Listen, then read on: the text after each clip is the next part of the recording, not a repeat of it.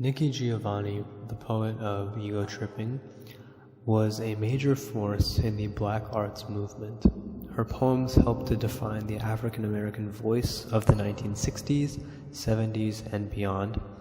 She established Cincinnati's first Black Arts Festival in 1967, and she published her first book of poems, Black Feeling, Black Talk, in 1968.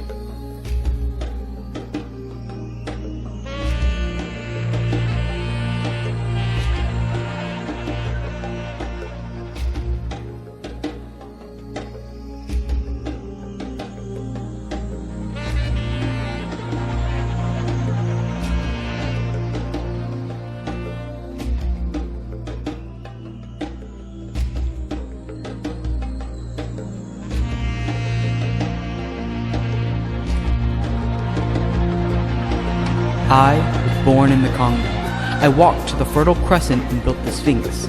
I designed a pyramid so tough that a star that only glows every 100 years falls into the center, giving divine, perfect light. I am bad. I sat on the throne, drinking nectar with Allah. I got hot and sent an ice age to Europe to cool my thirst. My oldest daughter is Nefertiti. The tears from my birth pains created the Nile. I am a beautiful woman. I gazed on the forest and burned out the Sahara Desert with a packet of goat's meat and a change of clothes. I crossed it in 2 hours. I am a gazelle, so swift you can't catch me. For a birthday present when he was 3, I gave my son Hannibal, an elephant. He gave me Rome for Mother's Day. My strength flows ever on. My son Noah built the ark, and I stood proudly at the helm. As we sailed on a soft summer day, I turned myself into myself and was Jesus. Men intone my loving name, all praises, all praises. I am the one who would save. I sewed diamonds in my backyard. My bowels deliver uranium. The filings from my fingernails are semi-precious jewels. On a trip north, I caught a cold and blew. My nose giving oil to the Arab world. I am so hip, even my errors are correct. I sailed west to reach east and had to round off the earth as I went. The hair from my head thinned, and gold was laid across 3 continents. I am so perfect, so divine, so ethereal, so surreal, it cannot be comprehended except by my permission. I mean, I can fly like a bird in the sky.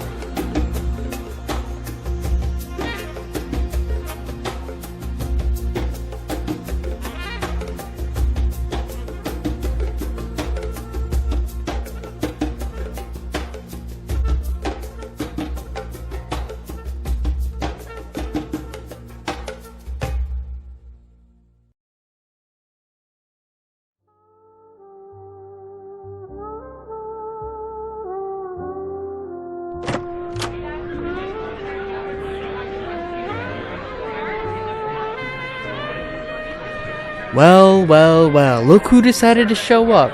I'm joking, I'm glad you can make it to the intermission lounge. I gotta, say first things first, I very much appreciate you coming over here and watching our screening of Nikki Giovanni's Ego Trippin. There must be a reason why.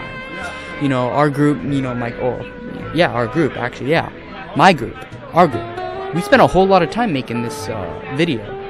I spent a whole lot of time editing, and it took a lot, blood, sweat, and tears, but it's finally done. And I'm glad you were able to see the final product. I very much appreciate it. Now, the main reason we called you over here to the, by the way, when I say we, I mean my good friends Norah and Karthik.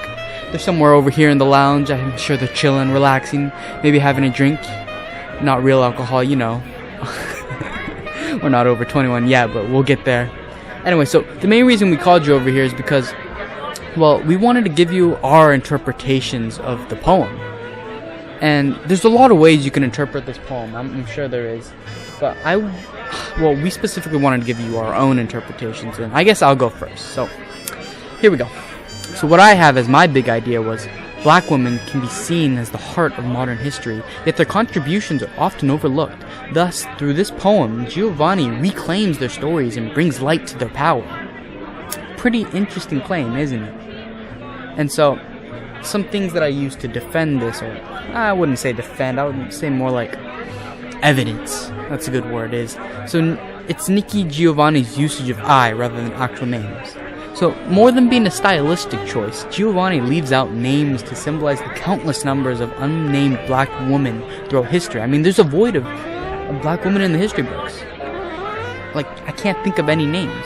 And so, by inserting I into nearly every phrase, it's as if Giovanni is reclaiming her ancestry. It's pretty interesting to think about. Another thing. So, if you notice throughout the poem, Giovanni characterizes the main protagonist as this sort of greater-than being, like a sort of godlike figure. And by expanding what we know from Giovanni, using the protagonist as being, as being the representation of all black women throughout history, the meaning of the poem is stretched. Black women are portrayed as the heart of human history, which makes total sense because, we all know that the first humans came from Africa, and therefore, an African woman would have to be the catalyst for humanity and the innovations we have today. And my third and last piece of evidence for my claim. So, there's a quote from the poem. I designed a pyramid so tough that a star that only glows every 100 years falls into the center, giving divine perfect light. So I ask you this. Who created the pyramids? Okay, easy enough. You say, the Egyptians created the pyramids. So it's like, okay, yeah, I'll give you that. But what more specifically? Well, you would say, Egyptian males created the pyramid. And I'll ask you this. Why did you come to that conclusion? We don't necessarily know if dudes or if gals made the Egyptian pyramids. We know Egyptians did, of course, but how are we supposed to know if it was dudes or girls? It was probably both, to be honest. But how do we know that? And that's the question Giovanni asks, because why do we immediately point and give credit to the men? We don't know for a fact that men created it. The way we've been taught history, the way we immediately give credit to men rather than women, that's a pretty major indicator of the misogyny that's intertwined within our history. And I think this idea, expands further than just black women, but all women in general, especially throughout history. And that concludes my evidences for my thesis. And, I hope you're convinced by my interpretation. And, my good friend Norah or Karthik, they'll go next, and depending on how either of them feel, they'll go right now. you'll cut to that. Hey guys, it's me, Norah. Well, the intermission lounge is great and all, but it's a little loud right now, so I thought I'd go into, like, the bathroom and record this interpretation, and sorry about the voice, I got a little bit of a cold. I think a cough will cough it out. Hi, my name is Norah, and this is big idea number 1 for Ego Tripping. There Must Be a Reason Why by Nikki Giovanni. So, one of the largest concepts within the poem, one of the largest big ideas, is the idea that the world centers and begins on the abstract concept of black femininity. So we can see this in the first line of the poem. Quote, I was born in the Congo. I walked to the Fertile Crescent and built the Sphinx. Giovanni 1-3. So, the Congo is often noted as the heart of humanity, and that's where the first humans were born in a scientific evolutionary sense. And thus, by starting the poem with I, Giovanni connotates herself as the beginning of humanity as a black woman. So I was born in the Congo. I, being a black woman, institutes or almost insinuates that civilization began with black femininity. And that's true as well because, with the idea of humanity starting in the heart of Africa, in Congo, that's not just poetic liberty, but it's also something that she's taking scientific backing of. It's also really important when we look at Giovanni's unique style of capitalization. And so she begins with I being the sole word that is capitalized, contrasting with commonly capitalized words like Congo and Sphinx. So by only capitalizing I, this places emphasis on the self rather than places or things. And so essentially what she does is she centers the entire poem around the idea of I being, as a narrator, a black woman.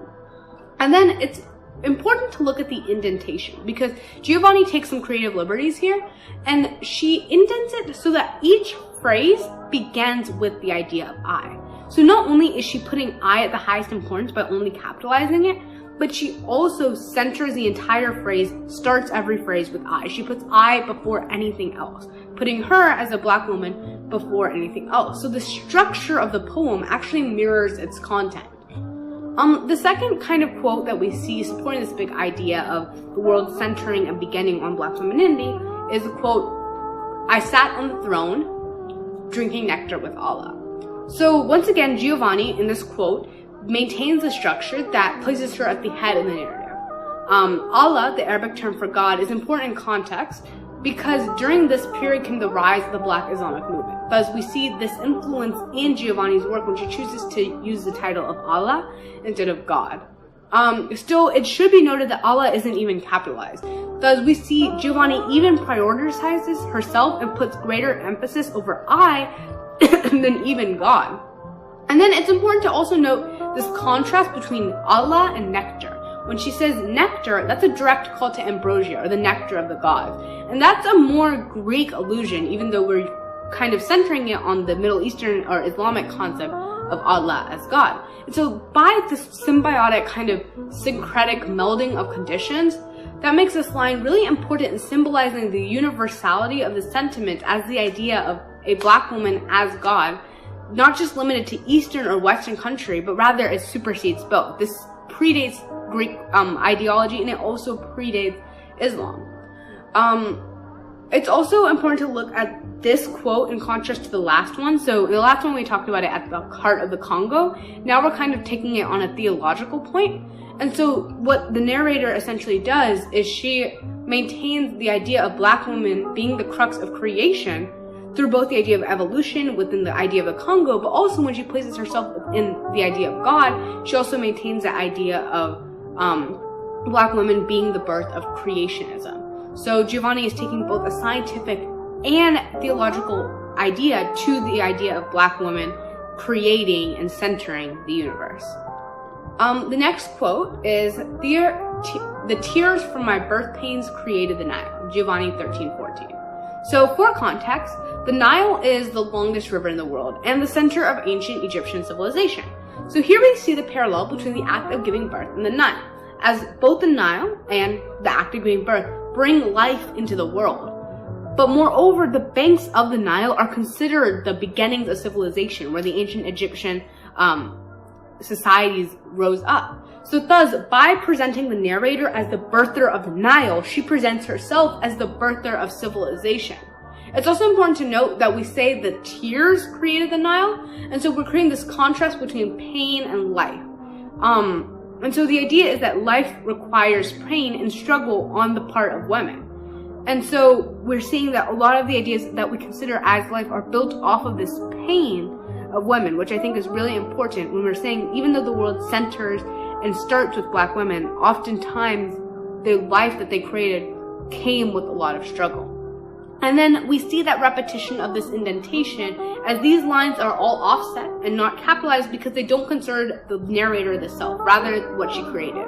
And oftentimes when we talk about women, we kind of center them on like their achievements rather than as an individual. So by maintaining the indentation with I, she always centers it on women as the individual.